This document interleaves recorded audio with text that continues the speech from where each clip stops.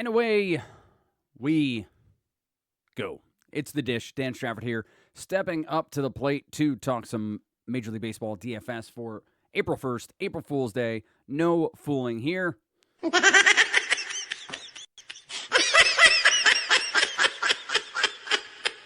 That's just how funny we are around these parts. Found a soundboard. Gonna have some fun with it during today's episode. Today I was wrong about today. That's a good sign. Yesterday I was wrong about most everything. I got some of the one-offs, some of the stacks fine. Did not see the Cubs happening, and definitely listen. Jordan Hicks looked great. I don't know if it's the Mackenzie Gore effect that my bias is now automatically turned off one start, but he was as efficient as we've seen him in ages, and pitched really well. So I did not cash any of the three lineups I played yesterday. But nonetheless, we're back to do it again. That's what we do here on The Dish. We get right back on the horse and we ride again in an 11-game slate here. So I'm going to try to move with some sort of vim and vigor, move as fast as I can to get through these games. Pirates Marlins is first up. This game, is that not? Actually, hold on. Pirates Marlins. Sorry, Pirates Tampa Bay. 4.8 implied total again for the Rays here. So this offense has gotten the better of Vegas the past few days. The Rays on the rolling average here, 21.1% K percentage, 290 WOBA. Not a great lineup, a 140 ISO. So I'm not seeing where the 4.9 run total comes from. Thomas Harrington is our starter. Good. My deposit didn't go through. Fantastic. But nonetheless, Harrington is the announced starter for the Pittsburgh Pirates. This is a situation where the Pirates have this pitching staff, have this, amazing Paul Skeens. They have other pitchers, and they didn't build on the offense. But Harrington's another one of these minor league righties who could really have staying power for the Pirates. McGlinskey went back down after a poor outing. They called up Harrington, so he'll get the start here against the Rays. I just don't know enough about his minor league track record to really recommend him, but it does feel like a situation where, dependent on, let's see, I spelled his name wrong, Harrington Thomas, 4.6 Ks.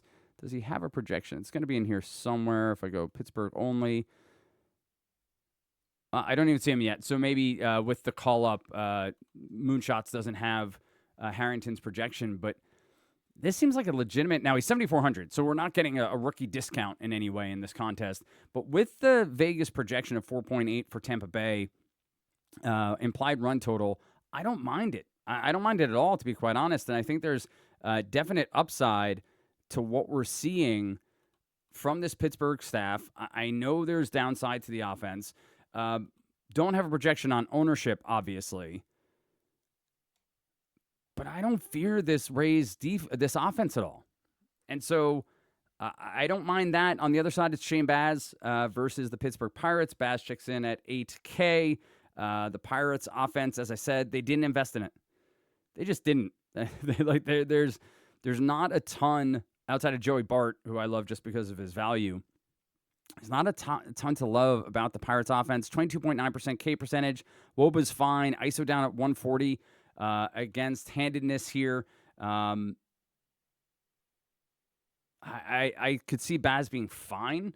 I assume his ownership will be on the higher side. Well, all right. Shane Baz at only 6.9%. Projected at how many strikeouts?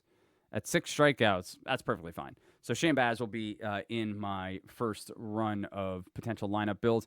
Yankees against Corbin Burns, Will Warren. Hot prospect for the Yankees for a couple of years, 6,800.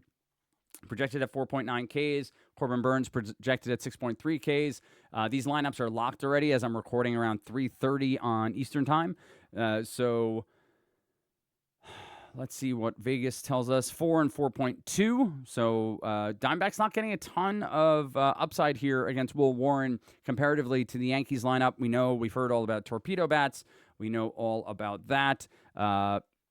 Stacks-wise, Diamondbacks are our top projected stack of the day over on Moonshots, MLB.com.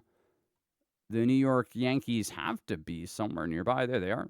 Further down, 7.8 average DK points. So Diamondbacks far and away in this contest, according to Moonshots projections, are your top stack.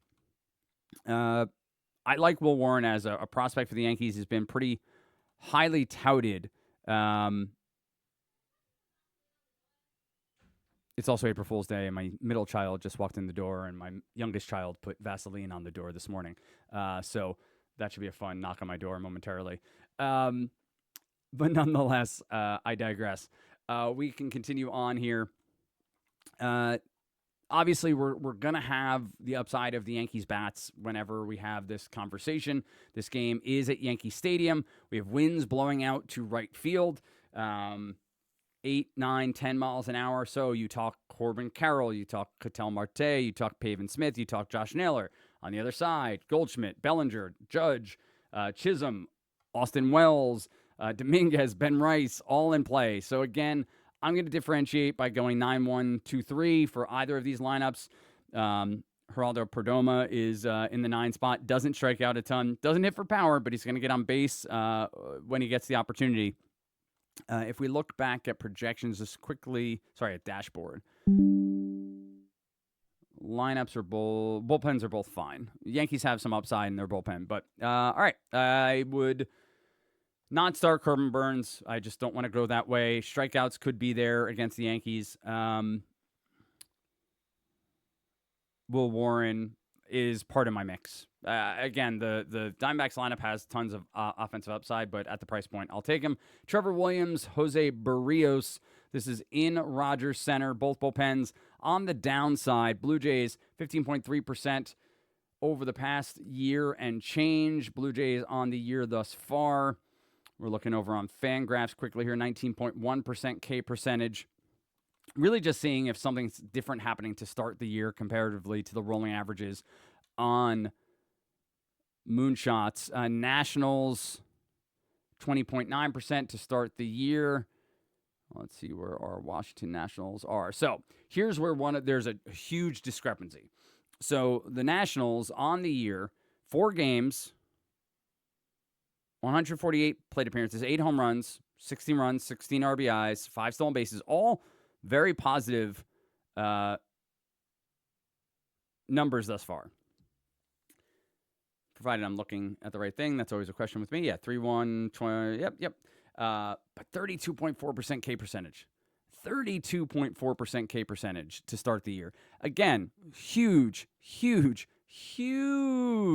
small sample size. Bruh. We do not care.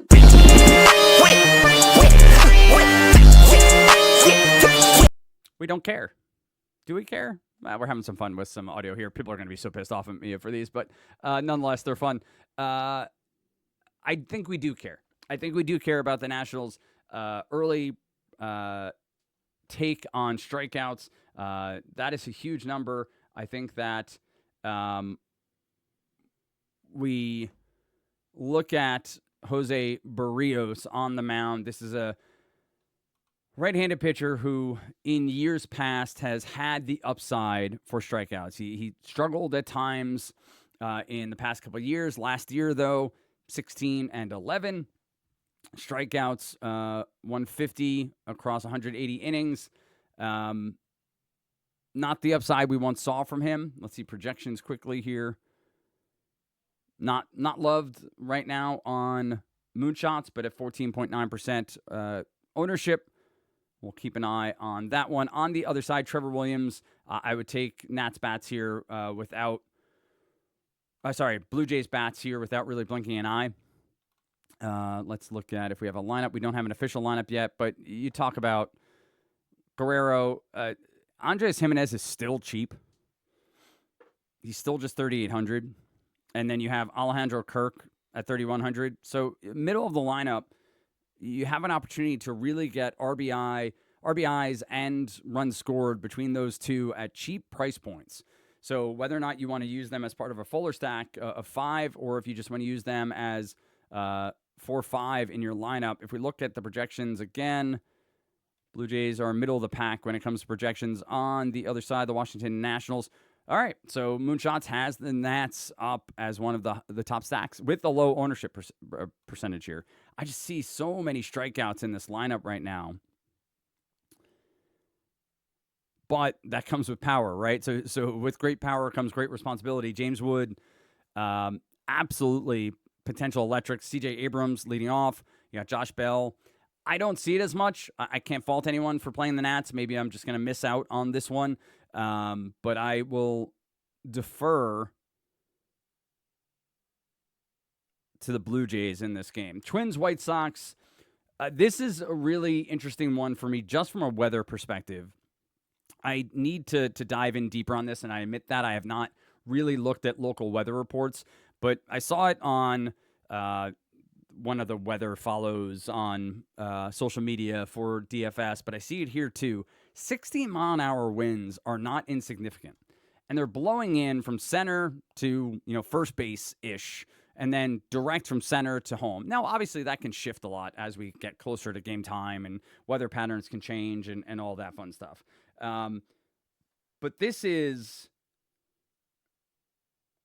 a significant amount of wind. And so you have Shane Smith, who I'm not interested in, 6,500. He just doesn't strike people out.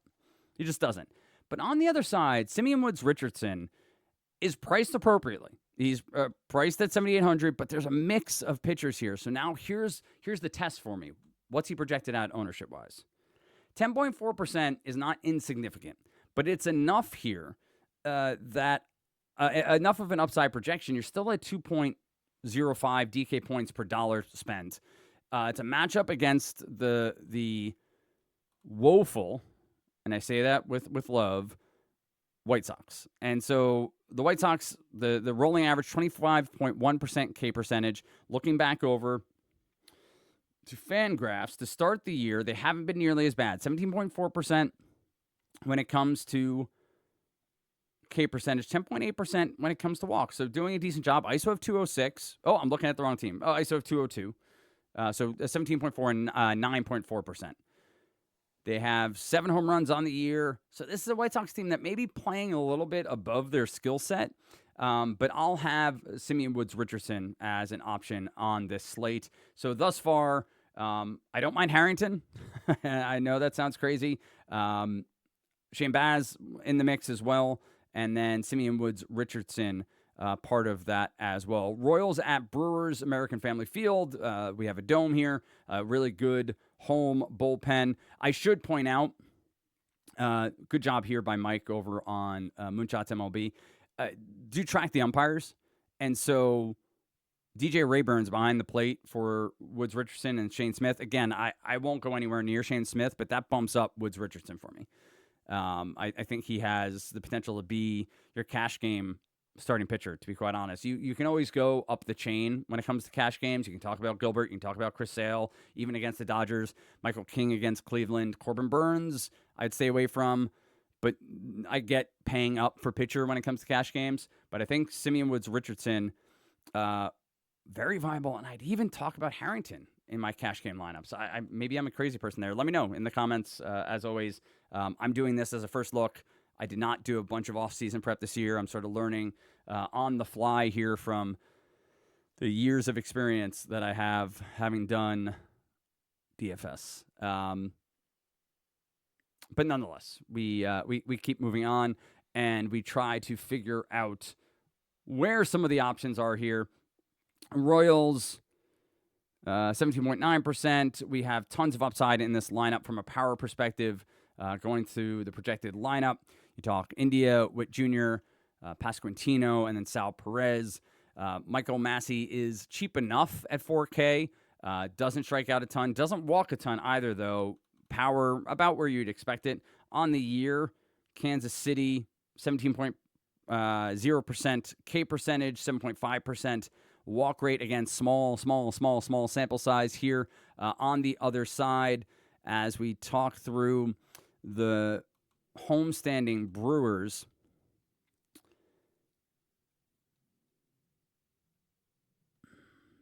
I'm not seeing a lot I love here.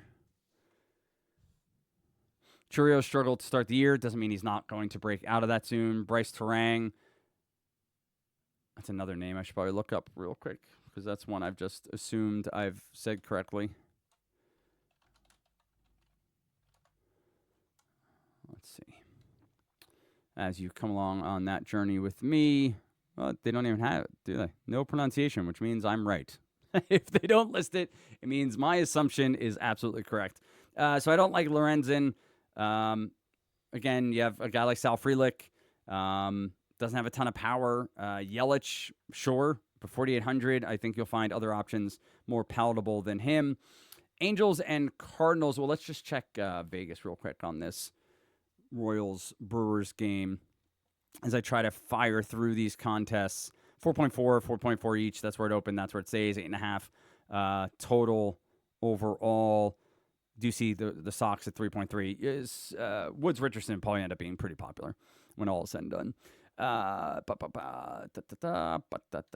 many different noises can I make as I think about what I want to say next?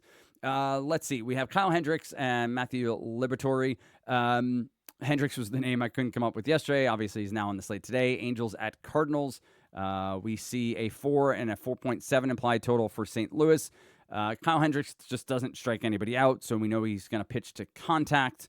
What are the implied or projected Ks for 4.2 and 3.7 for Liberatore? Yeah, Mike Trout has to break out eventually. I'm never going to begrudge anyone selecting him at 5,500. A Trout, Soler, Logan O'Hoppe, even Tim Anderson at dirt cheap as a potential stack here, I could see as completely viable. Did talk about Lars Nootbaar yesterday. Would go back to him again today, along with Alec Burleson. If they go three lefties at the top, more than reasonable to me to talk cheap stack to start the day. 1, 2, 3. Even throwing Arenado and Gorman in, that is one of the cheapest stacks you're going to see on the day 1 through 5. How are they projected? Not very well, but at that price point, again, how many lineups you're building, who you're putting in your player pool. Do we have expected? Sorry, I'm clicking around so many different pieces here. I don't think we have the full home run projections yet. The launch menu is here. Let's see. Not seeing any Cardinals popping up. What's all these lineups coming in? Got to get rid of them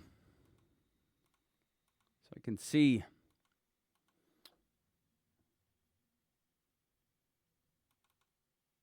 Against lefties, righties, keeps the ball in the park. That's Kyle Hendricks. I think the Cardinals are viable. So again, as we talk through this and figure out exactly where we're looking, Yankees and Diamondbacks, I think, are fine. Nats and Blue Jays offenses are going to be in play. More Blue Jays than Nats for me. And then I said Simeons, Woods, Richardson. It is Chad Patrick against Michael Lorenzen in that Royals-Brewers game. Sorry, I didn't touch on that. And then it's going to be Cardinals and Angels. So I think this will be, is that popular? What's the Angels stack has to keep diminishing in ownership as they continue to struggle. 4.6%. Obviously a spread out game. So you're talking about 11 game slate, 22 teams on the slate. So you're going to have stacks well shifted out. So on a day like today, ownership wise, obviously you're not necessarily talking about the individual plays. You're talking about the overall stack ownership. I don't know that I'm going to go to a 8-9-1-2 like I talk about so often when you have this many games to work through, but always an option if you do like someone who's batting in the 9 spot or the 8 spot and build it from there. We continue on. No interest in either of the pitchers in that one at all. So offense, no pitchers. Giants at Astros. It is Hayden Wesneski and Logan Webb. Webb at 8,500. Wesneski at 7,700. Looking back at our dashboard real quick. Minute Maid Park, so we're covered. Giants on the year, 24.2%, or not on the year, on the rolling averages. Giants and then Astros tend to be middle of the pack, right? 19.3%. ISO 156. Giants ISO at 178. Looking on the year so far, Houston at 24.4%, walk percentage of 11.9. Our San Francisco Giants, SFG, where are you?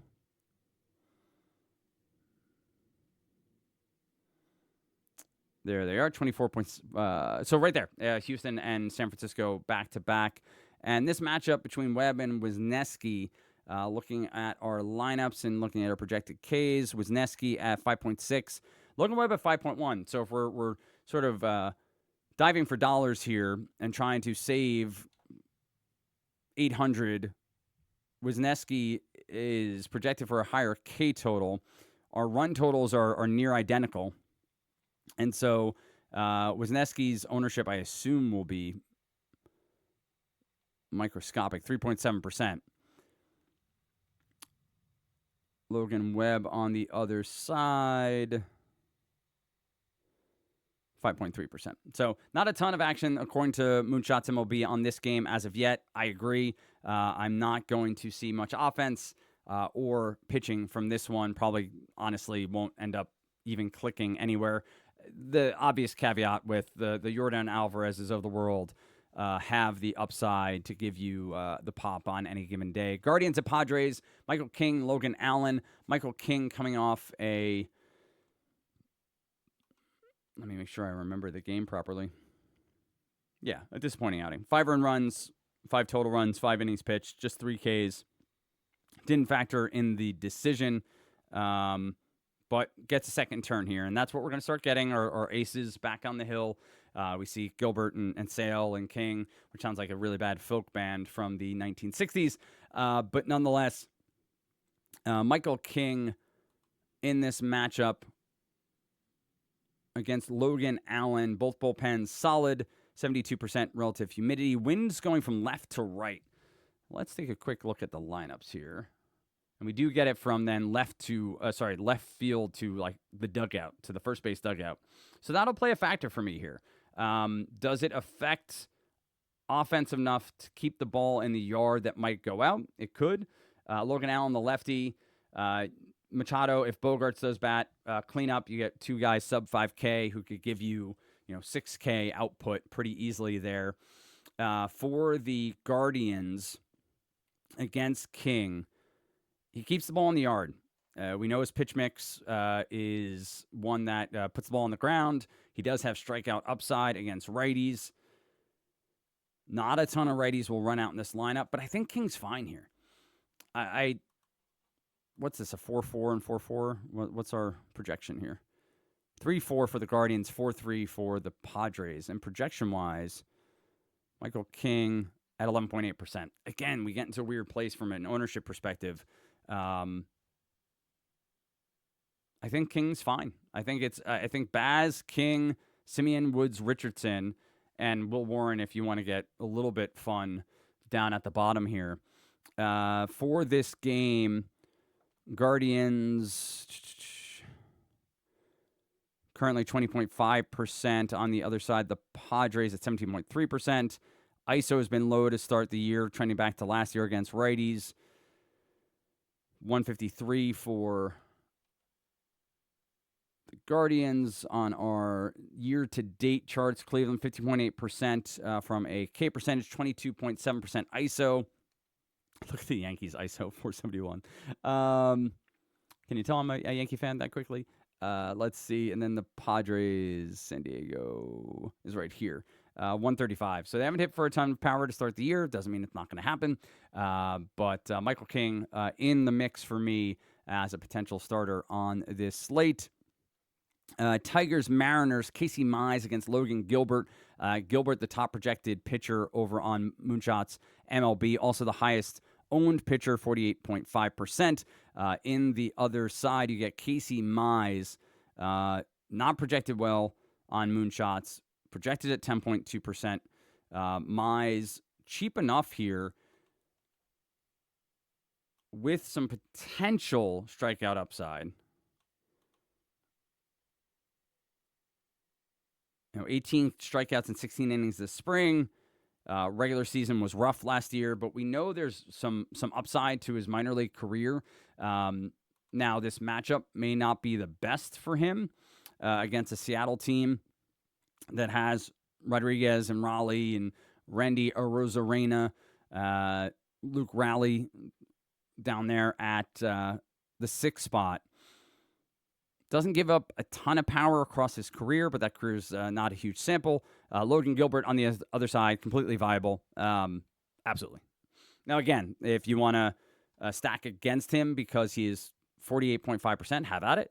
The Tigers did us fairly well, was it yesterday or 2 days ago?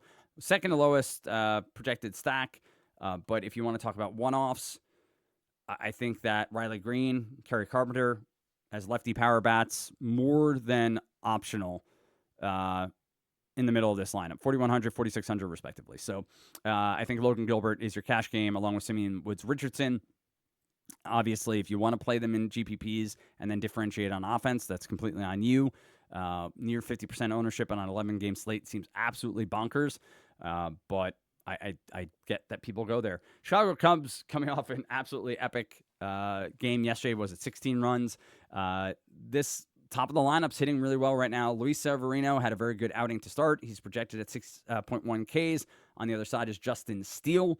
I think the likes of Brett Rooker, Shea Langoliers, and maybe Maxwell Muncy, with some upside here to go against Justin Steele. But this would seem like a spot where Justin Steele is going to be well projected. Let's see. Yep, well projected from an ownership perspective. I don't foresee myself necessarily rostering Justin Steele, but I'm also not taking the other side. So I see where the A's are just not a good baseball team. Only at 4. They're at 4.2. You have the Guardians at 3.4. You have the Tigers at 3.2. So if I'm going to be right there and take Vegas into consideration, Steele at 8,200. Talk about King at 500 more, not projected as well, but half the ownership. So I might go there. Or you talk about someone like Simeon Woods-Richardson for half the ownership and 400 less, projected within a couple of strikeouts or even a strikeout on DraftKings when it comes to projections. But nonetheless, let's see. We're at that minor league park. 9-mile-an-hour winds blowing out to right. I don't know this park at all yet. I have not. Obviously, they put up 16 runs yesterday, so the ball does travel in some way, shape, or form. Athletics are middle of the pack when it comes to K. On the year, their ISO is up at 206, which is a great sign if they can keep that up. Not on the year, sorry, on the rolling averages against lefties on the year to check. Oakland. Oh, there are the Athletics. 172 is their ISO on the year thus far. On the other side of this contest, it is a Cubs team that has to have crazy ISO numbers after yesterday. 192, 21.3, 11.3% walk percentage. So I'd stay away from this game. I'd stay away from Severino. I'd stay away from Steele from a pitching perspective. From an offensive perspective, Kyle Tucker is 6K now. That's tough. But Michael Busch, if he's batting cleanup, he's only 3,900. I'd probably go one-offs from either of these lineups if I do anything with this game at all. Braves at Dodgers. Dustin May against Chris Sale. Where is Dustin May projected?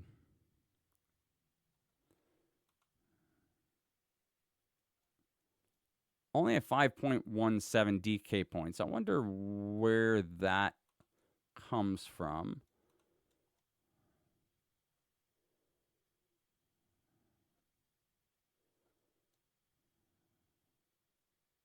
I know he's coming back from off season. Well, last season and the season before injuries, the line drive to the head, right, with Dustin May. But at his price point and against this Braves team, he's got to be highly owned, right? Only at 8%. If Dustin May is sub 10%, then he's, with Simeon Woods-Richardson at those price points is where I'm going to end up. Unless I'm missing something. If I'm missing something as you guys listen to this and I'm just completely off track, definitely let me know. I think that I know that I'm not keeping up to date with all the news. My youngest just had her tonsils out 10 days ago, so we've been in that hell, single parent hell, all that stuff. But if I'm missing something here on Dustin May that I should know better about, obviously it's the Dodgers. Obviously on the other side, the Braves have upside. We know that. They lose Profar to the suspension. K percentage is up. They don't have Acuna. If Dustin May's sub 10K, that seems like a lock. From an offensive side, Chris Sale, he's going to negate so much of this offense. Shohei Ohtani, obviously always an option if you want to get different bets. Freeman. Is Freeman back in the lineup? I know he had some sort of shower injury. Who hasn't? But I think that's going to do it. I tried to rush through this one. It's 30 minutes long, longer than I wanted it to be. But if I break it down quickly, going through the lineups, nothing from Pirates, Rays, though I would, entertain the pitchers, Baz and Harrington. Nothing from the Yankees game. One-offs are fine. If you want power bats from this one, I don't begrudge you, especially with wind blowing out to right field. Blue Jays, yes, please. Nats, James Wood, Lowe, Bell, all viable. Twins, White Sox, Simeon Woods Richardson, near lock for me as of right now, unless the ownership really gets crazy. Royals and Brewers. Royals pieces are absolutely fine. Same with Brewers pieces, nothing to do with the pitchers. Cardinals, Angels, top three for me for the Cardinals. For the Angels, Mike Trout, Jorge Soler, Logan Hop right in the middle.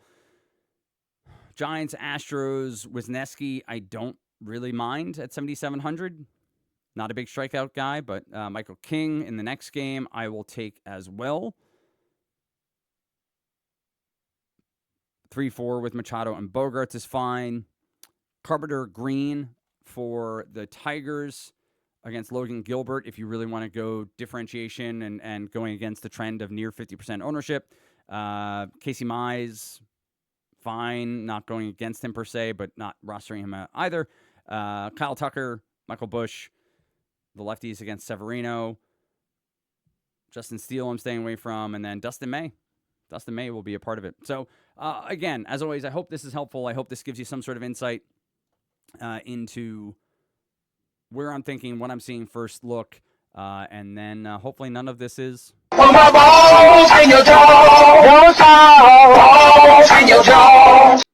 don't even know what that was. But nonetheless, it's fun to have a soundboard that I can just mess around with. I'll build my own. And find some fun sounds to add to it as we go through. Hopefully those sounds aren't astronomically loud. Maybe I'll put a disclaimer to not turn the volume up all the way on this one. Anyway, with that said, hope everybody enjoyed. Let me know what I can do better. Leave a comment. Find me in the Moonshots MLB Discord, or, of course, find me on Blue Sky if you so choose.